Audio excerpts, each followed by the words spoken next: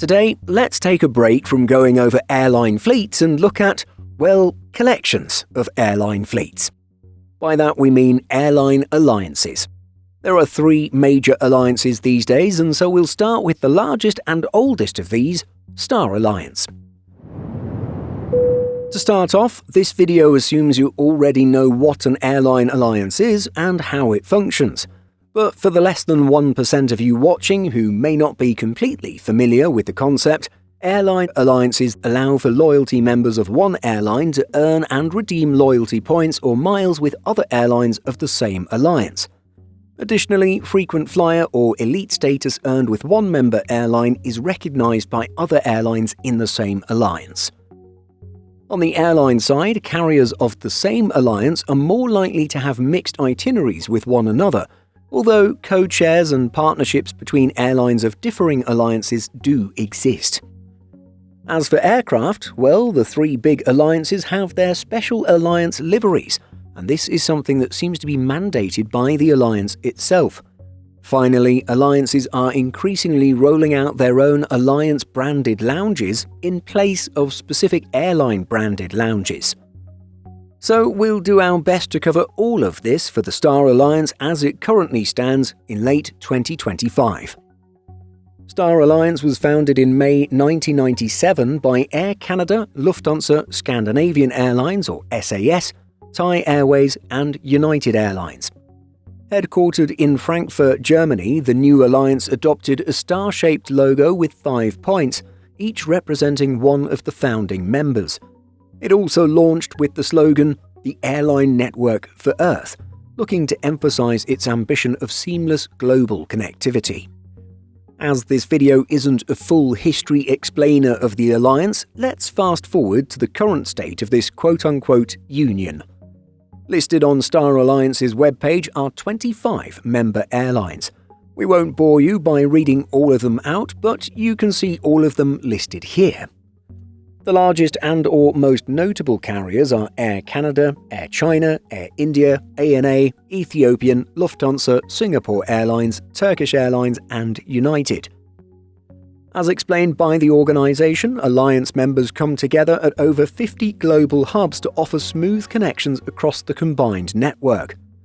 A management company based in Frankfurt, Germany and Singapore coordinates Star Alliance projects and activities, which include airport co-location, digital infrastructure, frequent flyer integration, joint business lounge projects, and other services.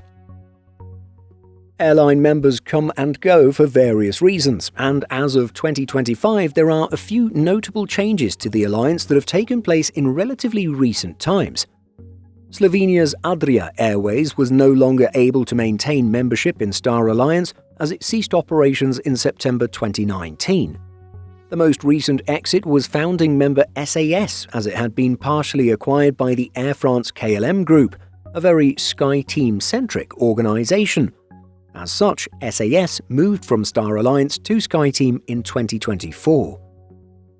Italian carrier ITA Airways will join in 2026 after completing its integration process.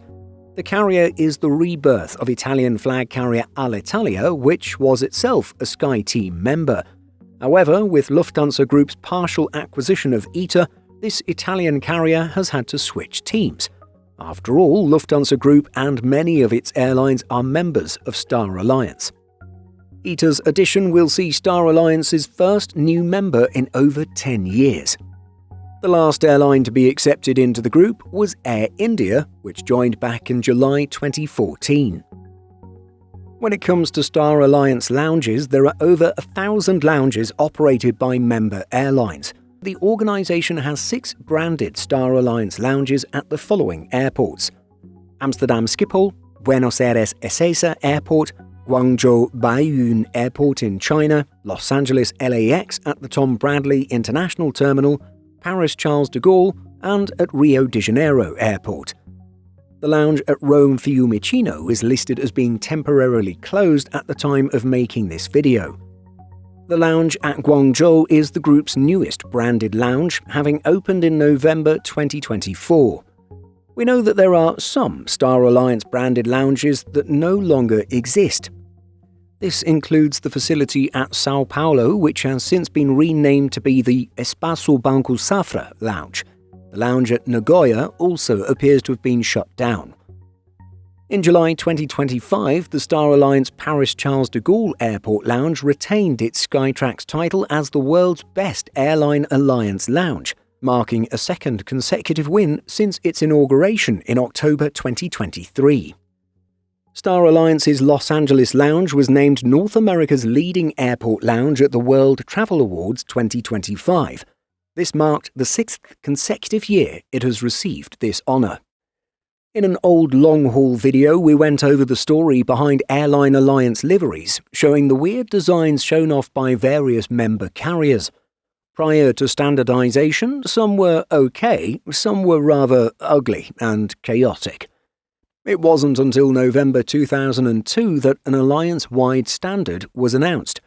In a media statement, the organization stated that it had selected Korean carrier Asiana Airlines to become the first airline to, quote, showcase an airplane with the new Star Alliance promotional aircraft livery. This would take place only once Asiana joined, which was the following year in 2003.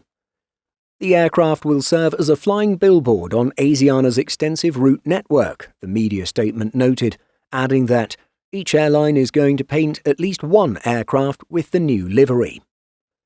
You've likely already seen the Star Alliance livery flying around over the past 20 years, but in case you haven't, the look features the Star Alliance name painted in bold letters across a white fuselage, as well as the Alliance logo covering the full vertical stabilizer. The airline's own identity is largely downplayed, relegated to a relatively small logo placed in the forward fuselage area just below the Star Alliance wordmark. While things have mostly stayed the same, one airline shook things up a little in 2022 by essentially inverting the Star Alliance standard livery. Indeed, Air New Zealand announced that one of its new Airbus A321neos would sport a one-of-a-kind look, a jet black Star Alliance livery hailed as the world's first black Star Alliance aircraft. Quoted in the announcement, Air New Zealand's Chief Transformation and Alliances Officer Mike Williams said, "While Star Alliance livery is typically white with a black tail fin, we asked if we could do something a little different and inverse the colours in celebration of how important black is to Air New Zealand and New Zealand. Black is an iconic Kiwi colour." Clearly, the decision-makers at Star Alliance let Air New Zealand have their way, as the aircraft Zulu Kilo Oscar Yankee Bravo with MSN 11049 was delivered to the airline in November 2022.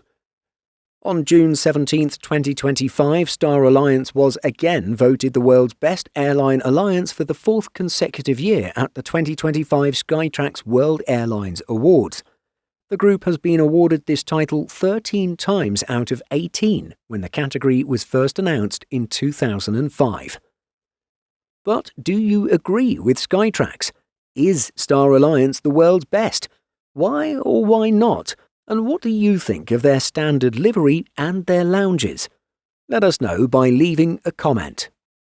In addition to our daily YouTube videos, Simple Flying publishes over 150 articles and a podcast every week. Visit simpleflying.com.